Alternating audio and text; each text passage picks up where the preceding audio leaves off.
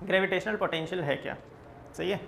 अभी तुमने पीछे वर्क पावर एंड एनर्जी में ग्रेविटेशनल पोटेंशियल एनर्जी पढ़ी थी ना, सही है। हाँ, तो ग्रेविटेशनल पोटेंशियल और पोटेंशियल एनर्जी दोनों अलग अलग चीज़ें हैं। ग्रेविटेशनल पोटेंशियल किसी भी पर्टिकुलर पॉइंट की वो जगह है, मतलब कोई भी पर्टिकुलर पॉइंट हो सकता है हमारे अर्थ के चारों तरफ या किसी सर्टेन प्लैनेट के चारों तरफ, जहाँ पर वो हमें ये बताता है कि किसी भी बॉडी को जिसका मास है m मास, उसको इन्फिनिटी से उस पॉइंट तक लाने में कितना वर्क किया गया। यानी किसी भी पॉइंट का जो पोटेंशियल है वो हमें ये बताता है कि किसी भी पॉइंट मास को इन्फिनिटी से उस पॉइंट तक लाने में कितना वर्क किया गया है, सही है। अब इस पर्टिकुलर पॉइंट का तुम्हें पोटेंशियल पता चल गया, तो अगर तुम किसी m मास को इस पॉइंट पे लाके रखते हो और उसकी इसमें मल्टीप्लाई कर देते हो तो उस m मास में आई हुई पोटेंशियल एनर्जी पता चल जाएगी तुम्हें। समझ में आया? जैसे सपोज करो ये नीचे मेरी अर्थ है और अर्थ के पास ये मैंने पॉइंट ले लिया और इस पॉइंट का पोटेंशियल मैंने तुम्हें बता दिया, इस पॉइंट का पोटेंशियल इतना है। तो ये पोटेंशियल मुझे क्या बता रहा है कि अगर मैं इन्फिनिटी से कोई पॉइंट मास यहाँ लेके आऊँगा तो उस पर मुझे कितना वर्क करना पड़ा है, सही है। तो ये होता है पोटेंशियल। तो हम ग्रेविटेशनल पोटेंशियल की बात कर रहे हैं, किसकी बात कर रहे हैं?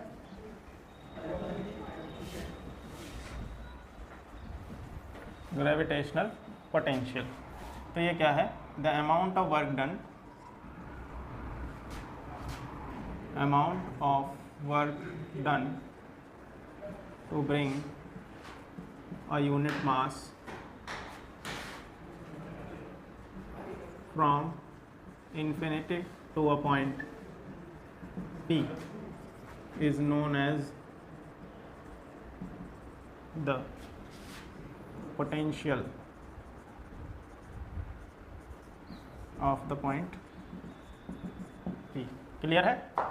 P पॉइंट का पोटेंशियल क्या बताएगा? Amount of work done to bring a unit mass from infinity to that point. Okay, अब इसको ध्यान से देखो।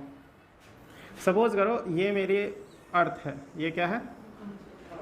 अर्थ, और इसका जो रेडियस है वो यहाँ से यहाँ तक हमारा क्या है? r। ओके, इससे कुछ दूरी पर यहाँ हमारा एक पॉइंट है P, और इस P पॉइंट को हमने मान लिया ये r डिस्टेंस दूर है। कितनी डिस्टेंस दूर है? r। अच्छा, एक इन्फिनिटी से मैं एक चार्ज को लेके आया, यहाँ से इस पर लेके आ रहा हूँ, सही है।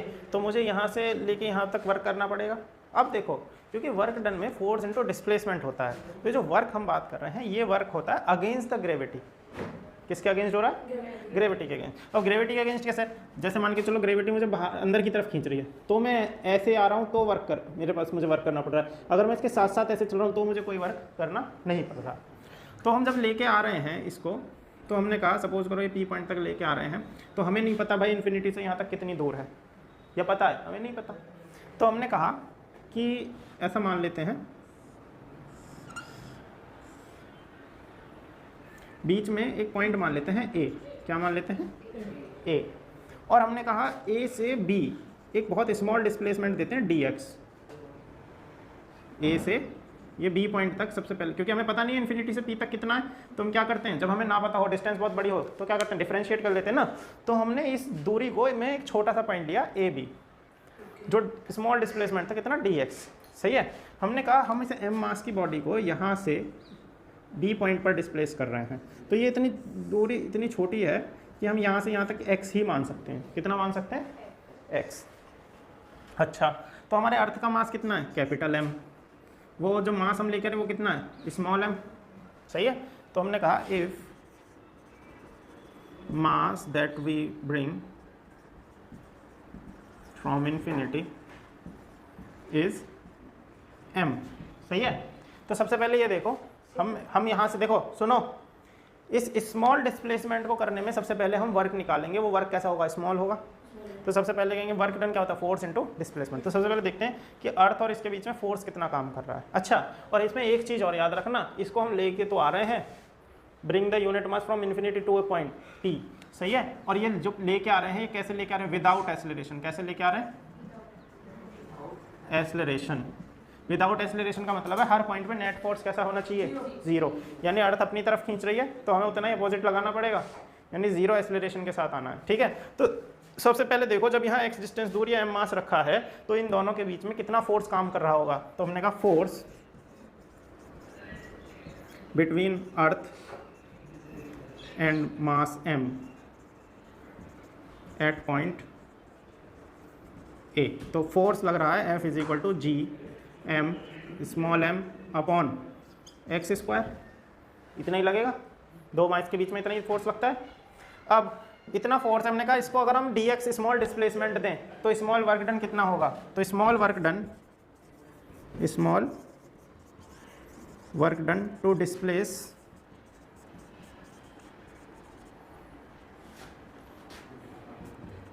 It a small unit dx, small displacement dx दे रहे हैं तो वर्क डन भी कैसा होगा, स्मॉल। तो हमने कहा स्मॉल वर्क डन हुआ dw is equal to force into dx, यही हुआ फोर्स इंटू डिस्प्लेसमेंट। तो फोर्स हमारा कितना है ये, तो dw हमारा कितना आ गया, gm small m upon X square into dx। तो ये हमारा आ गया स्मॉल वर्क डन। सही है, कहाँ से कहाँ तक लेके आने में, स्मॉल डिस्प्लेसमेंट देने में। क्लियर। अब हमें फुल वर्क डन निकालना, कहाँ से कहाँ तक, इन्फिनिटी से लेके पी पॉइंट तक। तो पी पॉइंट कितनी दूर है, हमने कहा आर डिस्टेंस दूर है। सही है, तो हम इन्फिनिटी टू आर तक इसको क्या कर देंगे, इंटीग्रेट कर देंगे। सही है, तो फॉर फुल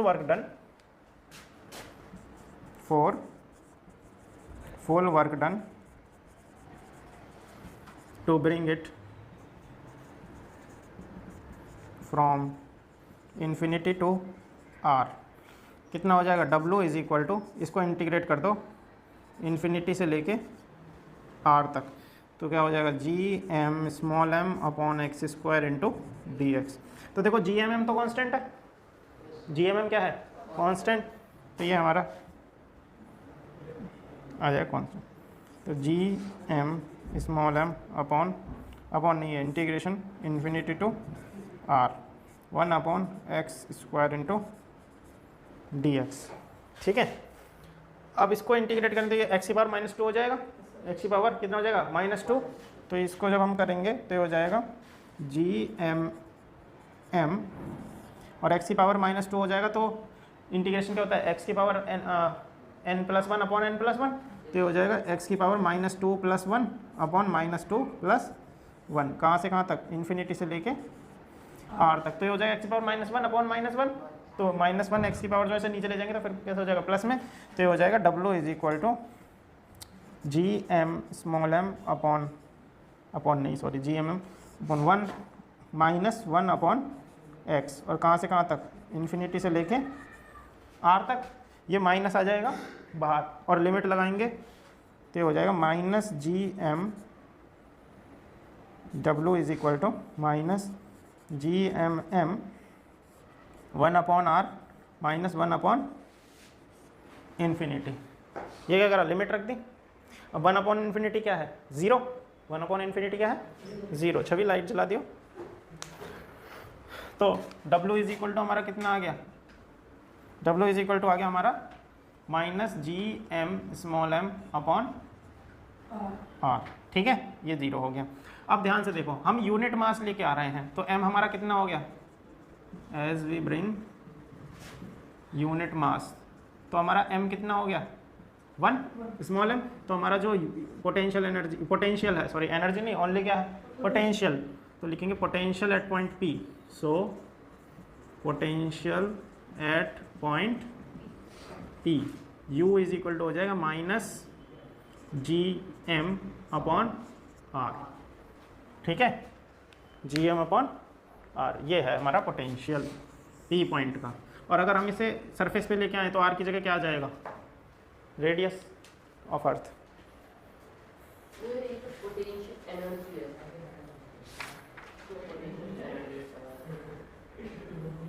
हाँ हाँ, अब बता तो रहा हूँ मैं। देखो ये तो आया हमारा ग्रेविटेशनल पोटेंशियल, किस पॉइंट का, पी पॉइंट का। अब इस पॉइंट पे अगर हमें पोटेंशियल एनर्जी, देखो ये तो इस पॉइंट का पोटेंशियल है जो हमें क्या बता रहा है, वर्क डन। अगर इसमें हम m की मल्टीप्लाई, मान के चलो हम m मास लेके आए, उसकी मल्टीप्लाई कर दें तो वो क्या हो जाएगी, ग्रेविटेशनल पोटेंशियल एनर्जी। वो किसके पास आएगी, इस मास के पास आएगी। किसके पास आएगी, इस मास के पास। अगर हम m मास लेके आ रहे हैं और इस पॉइंट का पोटेंशियल ये है, तो इस पोटेंशियल में m की मल्टीप्लाई कर दो तो क्या हो जाएगा, gmm अपॉन r, जो ये टर्म थी। यानी ये जो टर्म है ये किसको दर्शा रही है? ग्रेविटेशनल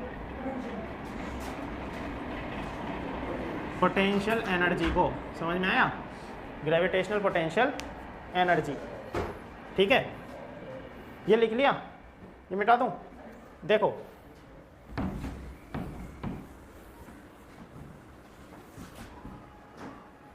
ग्रेविटेशनल पोटेंशियल एनर्जी जो है किसी भी पॉइंट की हमारी,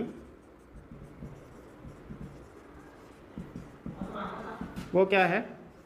G minus G M M upon R. ये तो हो गई R, यानी जो तुम्हारे इससे कुछ दूर है। अगर हम इसे सरफेस पे ले आए, at the surface of earth, at the surface of earth, तो ये P E is equal to हो जाएगा तुम्हारा G M small M upon R. Clear? अब देखो एक चीज़, पिछले चैप्टर में या इससे कुछ समय पहले वर्क पावर एंड एनर्जी में हमने ग्रेविटेशनल पोटेंशियल एनर्जी क्या पढ़ी थी? mgh। क्या पढ़ी थी? mgh। अब हम ये क्यों पढ़ रहे हैं? तो देखो mgh कुछ हाइट तक तो तुम्हें वैल्यू दे देती है बिल्कुल सही। अगर हम mgh की बात करें तो mgh जब हमारा जो हाइट है अर्थ सरफेस से वो कुछ ऊपर है, 100-500 मीटर इतना है, तो देगा वो सही वैल्यू। लेकिन जैसे जैसे हम ज़्यादा ऊपर जाते हैं तो आपको पता है जी की वैल्यू घटने लगती है। समझ में आया? जी की वैल्यू क्या होने लगेगी? घटने लगेगी। और उसमें आप रखोगे 9.8, तो वो आपको सही वैल्यू नहीं दे रहा, क्योंकि हाइट पर जाते जाते जाते जाते हमारी जी की वैल्यू तो कम हो रही है, पर वो हम कम वैल्यू रख नहीं रहे हैं, हम तो mgh के अंदर वही रख रहे हैं, तो उससे मिली हुई वैल्यू क्या होती है? कम होती है। तो इसीलिए हम इसको रखते हैं। अगर मैं इसको भी देखो, इसकी बात अगर मैं करूँ, सही है, अगर हम इसकी बात करें तो इसमें वो जी की वैल्यू क्या होती है? G M upon R square. अगर हम स्मॉल जी की बात करें तो स्मॉल जी क्या होता है? G M upon R square. तो अगर हम यहाँ पे जी एम अपॉन आर निकालें तो ये जी एम अपॉन आर किसके बराबर हो जाएगा? जी आर के बराबर। सही है? तो यहाँ पे पोटेंशियल एनर्जी क्या बच गई? एम जी आर, यही बची। और आर किसको रिप्रेजेंट कर रहा है? हाइट को ही तो रिप्रेजेंट कर रहा है। आर इज एच, वही तो रिप्रेजेंट कर रहा है, यही तो टर्म आ रही है। लेकिन ये कब वैलिड होती है? जब हमारी जो हाइट है वो कैसी है? कम है, 500 से कम का मतलब कुछ मिनट, एक रेंज को समझो, जहाँ पे जाके मायने करने लगेंगे वो जी की वैल्यू कैसे होने लगेगी? कम होने लगेगी। सही है? तो एक तो ये चीज़ समझो। दूसरा, ये जो माइनस है, ये जो माइनस है, ये साइन क्या रिप्रेजेंट कर रहा है? ये साइन रिप्रेजेंट कर रहा है कि जो भी बॉडी अर्थ के सरफेस पर है या इसके करीब है, उसकी जो पोटेंशियल एनर्जी है वो नेगेटिव है। और जब भी पोटेंशियल एनर्जी नेगेटिव होती है, इसका मतलब है दैट ऑब्जेक्ट जो है is bounded to the system, bounded to the system, यानी कि वो इसे छोड़ के नहीं जा सकता, वो अर्थ पर ही रहेगा, क्योंकि तुम्हारी पोटेंशियल एनर्जी कैसी है? नेगेटिव है, तो तुम अर्थ को छोड़ के नहीं जा सकते। मैं अगर उछलता हूँ तो मैं उतनी एनर्जी एक्वायर नहीं कर सकता कि पॉजिटिव हो जाए, तो मैं वापस अर्थ पे गिर जाऊँगा। इसीलिए तुम ऊपर उड़ते हो, ऊपर उछल के फिर नीचे आ जाते हो। तुम कोई बॉल को ऊपर फेंकते हो, वो इतनी रेंज कैप्चर नहीं कर पाती। समझ में आया? तो अगर हमें किसी ऑब्जेक्ट को अर्थ से बाहर फेंकना है तो ये वाली एनर्जी जो है, जो नेगेटिव है, इसे जस्ट तुम्हें पॉजिटिव करना पड़ेगा या जीरो करना पड़ेगा। सही है? उसके लिए देखो, इसको हमें क्या करना पड़ेगा? किसी भी ये अभी सब ये जो ऑब्जेक्ट है ये अर्थ के साथ बाउंड है। क्यों? क्योंकि उसकी पोटेंशियल एनर्जी कैसी है? नेगेटिव है। इसको हमें अगर अर्थ के सरफेस से बाहर निकालना है तो इसकी जो नेट पोटेंशियल एनर्जी है, या तो उसे जीरो करना पड़ेगा या उसको पॉजिटिव में लेके जाना पड़ेगा। सही है? तो हम क्या लिखेंगे? तो throw a body outside the earth. सही है? इसकी जो पोटेंशियल एनर्जी है, potential energy, it's potential energy must be zero और पॉजिटिव। अब पोटेंशियल एनर्जी की बात नहीं कर रहे हैं हम यहाँ, इसकी नेट एनर्जी की बात कर रहे हैं। किसकी बात कर रहे हैं? नेट एनर्जी, बॉडी की जो नेट एनर्जी है। और नेट एनर्जी क्या होती है? Kinetic plus potential. तो हमने क्या करा? इसको G M M upon R upon R, ये कैसा है? माइनस है ना? कैसा है? माइनस है। इसको इतनी काइनेटिक एनर्जी दे दो। काइनेटिक एनर्जी क्या होती है? हाफ एम वी स्क्वायर, कि ये क्या हो जाए? Total energy zero. क्या हो जाए? 0। अब इसे यहाँ से अगर मैं कैलकुलेट करूँ तो हाफ एम वी स्क्वायर बराबर हो जाएगा मेरा GMM अपॉन R के, M से M कैंसिल, तो V मेरा जो हो गया V इज इक्वल टू मुझे मिलेगा अंडर रूट में 2GM upon R, 2GM upon R। अब ये वैल्यू जब मैं रखता हूँ, G की वैल्यू तुम्हें पता है, मास ऑफ द अर्थ पता है, R की वैल्यू भी पता है तुम्हें। जब ये वैल्यू रखोगे तो V की वैल्यू आएगी भाई साहब आपकी 11.2 किलोमीटर पर सेकेंड।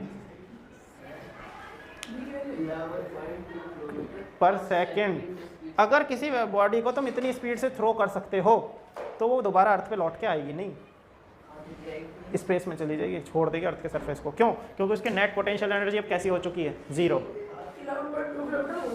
हाँ, इवन आपके रॉकेट भी इतनी एक्वायर नहीं कर पाते, इसीलिए वो हाइट गेन कर कर करके जाते हैं। ये तो कहाँ से है, अर्थ के बिल्कुल सरफेस से है, हमने R लिया है ना यहाँ पे। तो जैसे जैसे ऊपर जाओगे तो इसकी वैल्यू भी कैसी होती चली जाएगी, कम होती चली जाएगी। इसीलिए हम थोड़ा ऊपर बढ़ते हैं, घूमते रहते हैं, फिर थोड़ा ऊपर बढ़ते हैं, फिर घूमते रहते हैं। तो धीरे धीरे जाके ये वैल्यू कैसे हो जाती है, बहुत कम हो जाती है, फिर उसे हम एक्वायर कर लेते हैं, ऐसे निकलते हैं। समझ गए?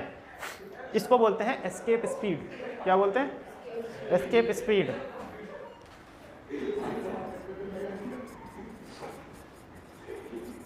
ठीक है, एक तो फॉर्मूला इसका ये है, एक इसको इसके टर्म में ले आओ तो कैसे होगा, R से ऊपर मल्टीप्लाई कर दो और R से नीचे, तो V इज इक्वल टू ये कितना होगा, GM अपॉन R स्क्वायर किसके बराबर है, स्मॉल g के, तो हो जाएगा अंडर रूट में 2G, और ये भी एक फॉर्मूला इसका। क्लियर है? सही है?